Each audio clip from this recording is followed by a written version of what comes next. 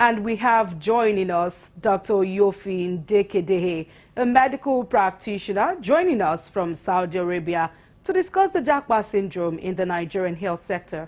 Good evening. Thank you so much for joining us. Good evening. How are you doing? I'm very good, thank you.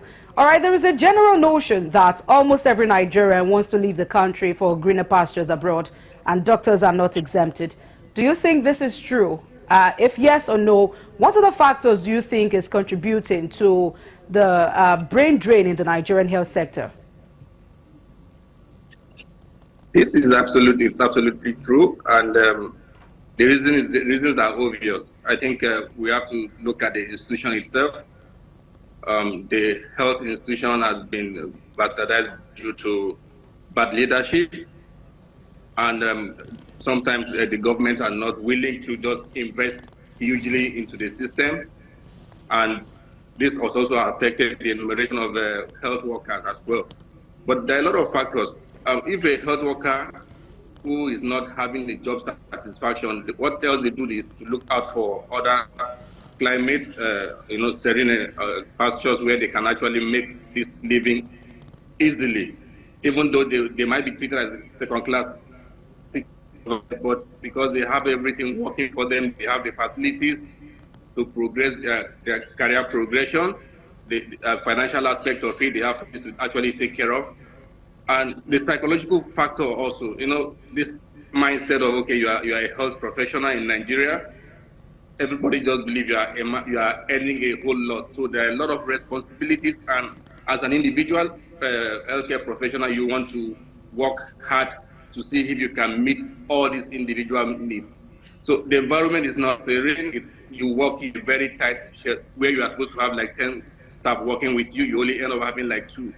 So that stress, coupled with the fact that the salary you are earning is not equivalent to your partners across the globe, you just want to move and get a better life for yourself and your family. So sometimes the decision is not just the health practitioner alone. It involves the family and friends. So, and when you look at this thing, when you factor all this scenario, the individual has no choice than to just take that Japa, the so-called Japa, route. And it's quite unfortunate. It's actually draining to the country, because when you have your best hand leaves, what is left behind is just for God to just have mercy. And it is not just people living with those on the lower cadre. Even those on the higher cadre are also living. Professors are migrating, consultants are migrating. So it's a sad one, but we believe the government can actually look into this aspect, invest much on it, and make people do what is expected of them through leadership, instill leadership in the institution. It will go a long way. Enumeration is also part of it. We can't deny the fact we are also going to the same market. So financial aspect of it plays a lot of role. Then secondly, the environment to actually thrive also matters. You can imagine you are seeing it, you are healthcare professionals providing services to people. Relative walking and maybe slap you, some come with guns, some come with machetes, threatens you, you must do this. So the environment is not friendly, it's not accommodating. So hence people want to walk away. And that's basically what happens. So I think you government needs to facilities. invest and not. All right, you can. You mentioned facilities earlier, Okay. Facilities in the sector, but year after year, the government earmarks several billions of naira to better the sector. So where do you think the problem lies here? I think the problem lies with accountability. If you are investing on something, you should be able to see the result, and you don't just invest and sleep. So if the results are not there, people should be held accountable.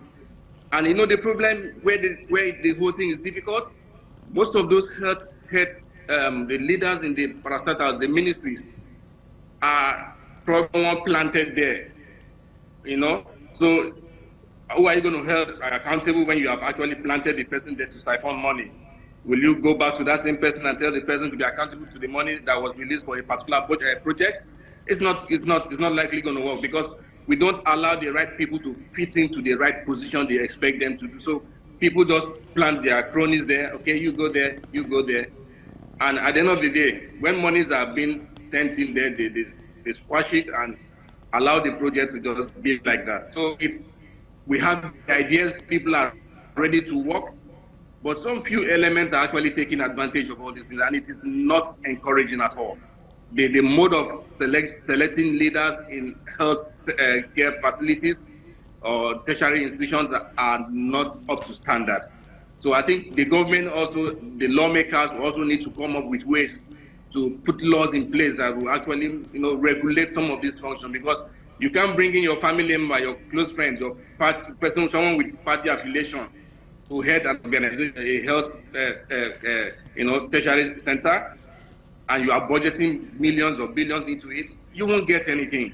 But if you put people that are technocrats, who are specialists in that field, who are not related to those people who appoint them, then you definitely get it. And if they are not working, accountability will be, they'll be accountable for what they've done. If they have not done All that, then right. they face the law. But in our own system, that doesn't happen. It doesn't All happen. right.